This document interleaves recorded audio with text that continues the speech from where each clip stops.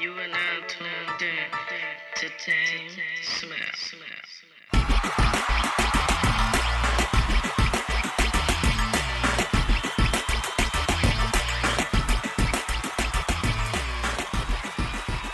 Welcome to Musician Talks with DameSmiff. And today's episode, we're going to talk about networking. This is episode 19, and I want to get started by asking you guys to like, share, subscribe. Make sure you let anybody you know, or anybody who you might run into, to check this video out, especially if they're interested in artistry, musicianship, music industry, or anything creative, and just want to have a conversation about being a creative and learning how to benefit from the different tools of the trade. Maybe you have a few questions, or maybe you just simply just want to learn something about what people do with sound and artistry in your community around you. But today, I want to talk briefly about networking and what networking really means to specifically musicians, and I'll try to tie it in a little bit with general artists like painters, sculptors, or other creative things that you do. You may do, media or acting or whatever it is. But essentially, what is networking? Networking, in a nutshell, in layman's terms, is basically developing a group of resources, i.e., people that you can call upon when you need either specific things, or maybe you need all of them, or whatever it is. They're essentially a network or a net worth of resources that you can pull from that help you get your goals achieved, or maybe just a basic attendance for an event you're throwing and things like that. But I'll give you a quick example. Like, if you're a musician, your network would include, if you're a vocalist, your studio engineer, maybe the studio owner, your vocal coach, a few family members, maybe some fans, the ones that you trust their opinion on, sometimes over your own. And in other instances, this could be your stylist, could be your road manager, could be your driver, could be all these people. As your network becomes more and more successful and beneficial, it'll grow, which in turn will make it more powerful. And I'll speak on that later, and what to look out for when you do have a large network or a powerful network. And essentially, I first want to talk about why it's important, because we just discussed what it is in a nutshell, but why it's important, what to look out for, and some of the ways that I personally have utilized my own network, because you may learn something from what I've done.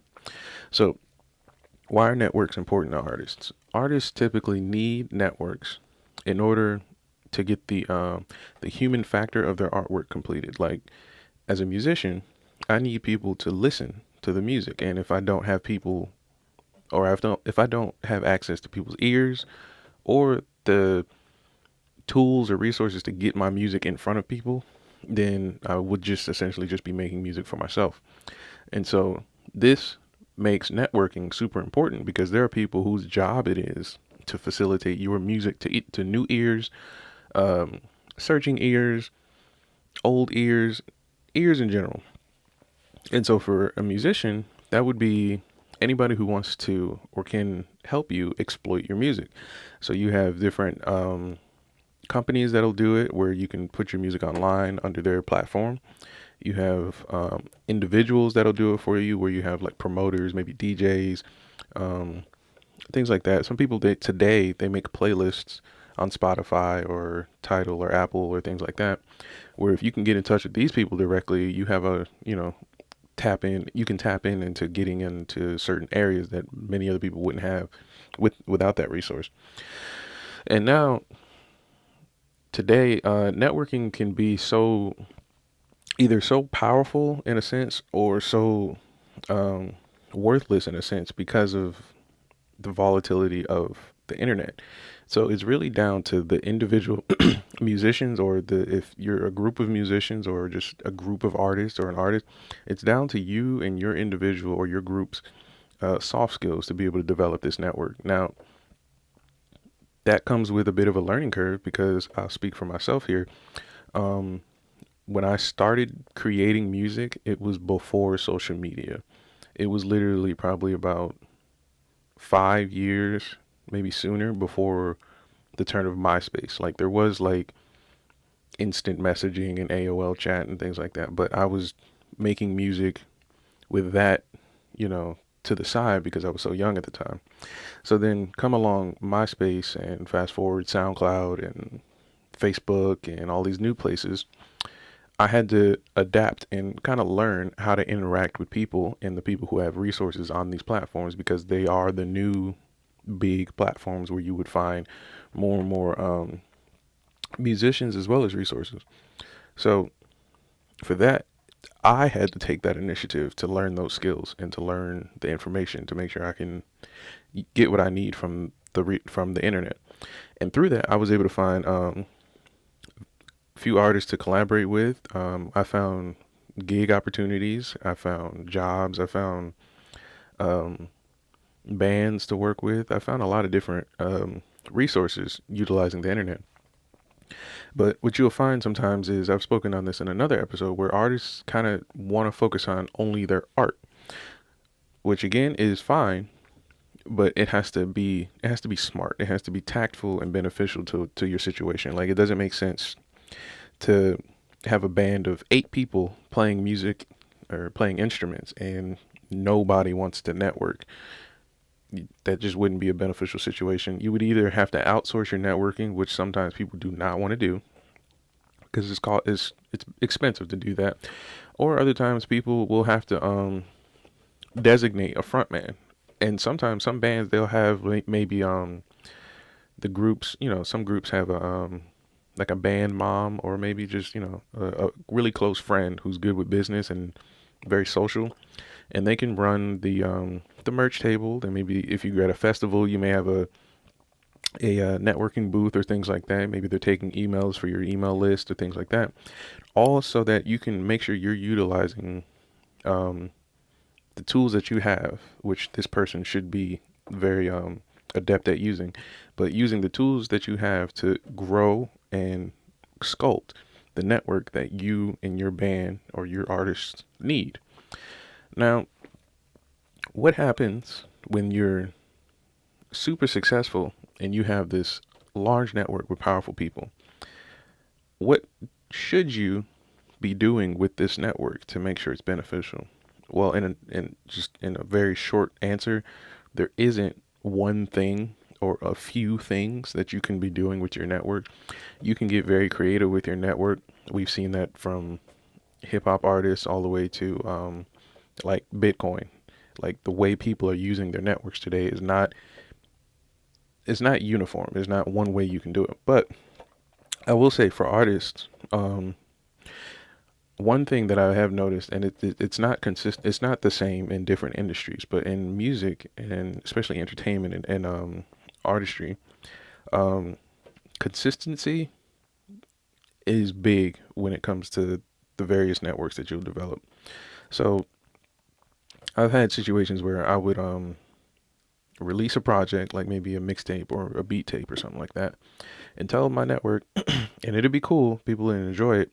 But if I don't put out something else soon or to their expectations, the odds of them being receptive to my next contact of them are not, I'm not going to say lowered, but it's not as urgent. Whereas if I kept being in their ear, was constantly in their face, always, everywhere you turn, you see my face. So a good way to understand to understand that is to look at how big corporations, or not even big corporations, but businesses that have very good branding, you should pay attention to how consistent they are in their branding and how they're delivering it and exploiting it excuse me, and exploiting it out to people. um so for example, McDonald's, because they're one of the biggest companies, their color scheme is similar, but if you go beyond the building and the logos and shit like that, you'll notice almost everything they put their hands on has some form of the brand on it, or the color scheme, a product theme to it that connects you right back to McDonald's, the company. And so with that, they're able to solidify in the customers, which is a part of your network, as well as any investors or anybody who just, enjoys business and wants to see McDonald's grow and do better. Anybody who's affiliated with this corporation can see consistency in the areas that interest them. So to tie it into music, if you're a vocalist, I'll give you a position. If you're a vocalist and you're putting out music and you're consistent, your branding is there, the way this benefits you and your network is that when people hear your sound, if you have one of the, if you're lucky to have a situation where your sound is what identifies you, or people hear your voice more often than not than those who are they don't hear as frequently, this will solidify for them who to contact for whatever it interests them. And to go further in that example, let's say there's somebody who's looking for the obvious one, like a new artist to sign or manage or promote for or things like that, because these are jobs that people need to, find prospects for in order for them to make a living. But if someone is looking for a new artist to manage, and everywhere they turn in their city, they hear your voice or your music or run into your fans or someone's playing your record, the odds of them calling you are raised. And then it falls into your soft skills as an individual or whoever you've designated to develop this network. It's down to those soft skills to nurture that relationship in order to have a good connection with this new person you're adding to your current network. And that is the one thing that I found very pertinent in entertainment networks, because this industry, specifically in the music industry, people will come and go, and it could be as fast as a year, 6 years to 4 months. Like somebody could just have a super blazing trail and then for whatever reason just stops. And it doesn't necessarily have to be a musician. It could be your promoter of the city could be doing great, and then maybe he finds something better, or maybe he has a career shift where he wants to do something else with his life, or whatever it is. Life happens. But this person isn't going to stay in your network because you put them there, if that makes sense. They're going to look for the best option for them. And to tie it back into music, along with the parallel that I've created with the McDonald's branding, if McDonald's food and branding wasn't consistent, the odds of you as a customer knowing that you can come back to them for that same either quality or product or whatever it is that you get from them will be diminished, because you can't bank on expecting what you or getting what you expect from this corporation. And the same goes in the music industry. Whereas if I'm working with a promoter and he's, booking shows for me or helping me book shows, and we're selling out and selling out and selling out. But on my part, I'm not delivering consistency in the quality of music that the fans want. It doesn't matter how hard my promoter works, because he'll just be promoting to people that do not get what they expect from the company, which is the artist in this sense. And I also want to point out too, the network has to benefit the business, not the artist. And this is where I want to again turn into speaking about what to look out for as far as pitfalls when you are utilizing your network incorrectly, or maybe underutilizing your network. And so sometimes I've seen where, in my experience, artists have built a network that's either super powerful, but it's only super powerful for the individual. So you could be in a band or a large group or whatever. Just to make it broader, let's say you're in an orchestra or a symphony or like a collegiate band or whatever, and you're the section leader of the trumpets in this orchestra or symphony or whatever, or first chair. And throughout the years you've been performing with them, you've developed relationships with the director, assistant director, the people who write the scores, the technicians for the instruments that repair them, and things like that. And while you've been building these relationships, you haven't been utilizing your section, because remember, you are the leader of a section in an entire band.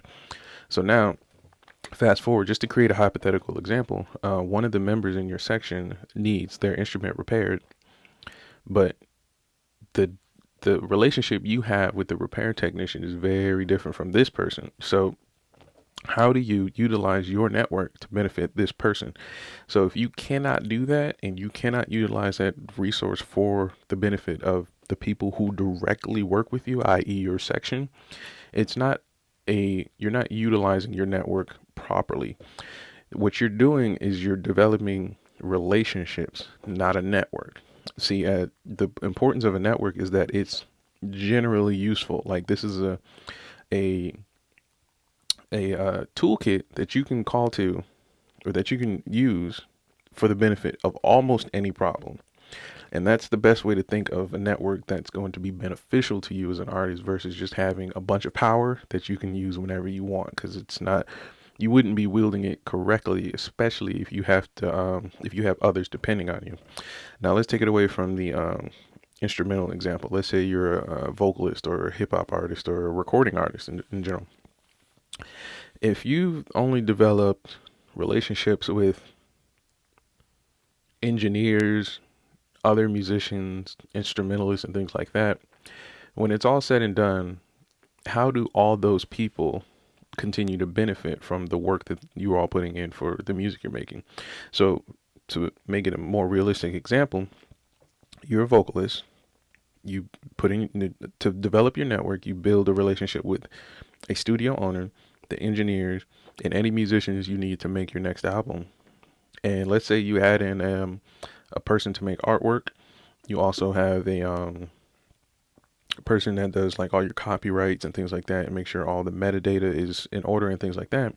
And now you have a complete album. And with all of that, you haven't done any networking to find anybody who's going to exploit your music, spread your music, distribute, or anything like that.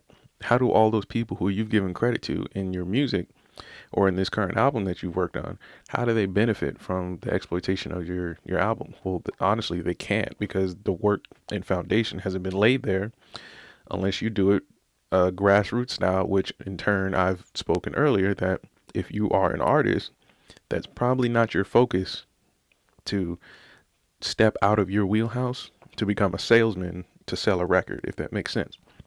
It probably does to a lot of you, but it sometimes this information hits artists like, well, why can't I do everything? And the reason you can't, because you just physically can't do everything. Like there's a learning curve, there's a skill set, there's a lot of things that goes into sales and distribution and things like that as an artist you haven't been putting at the forefront. So therefore your skill set or your skill set is just not up to par to where you would expect a salesman who has been doing this to perform at. And that's super important to remember as an artist. But it's also not something you should really stress over unless you have a situation where you have way more music than you do what you call like exploitation.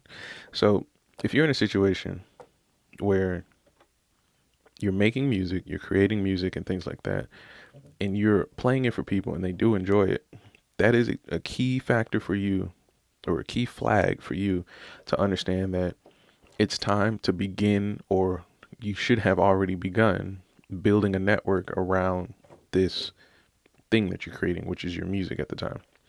Don't wait until you have, albums on albums on albums and then try to create it, because you'll be playing catch up trying to get people to join the bandwagon. You want the bandwagon to already be leaving the station or have left the station by the time these people jump on. So today's topic was networking, and I think that's pretty much everything I wanted to cover. But in general, just remember as artists, networking is about resources, positivity, and benefits for everyone. Again, you don't want to, there's no point in having Jay-Z's A&R manager's phone number if you can't get anything out of that. There's no power in that.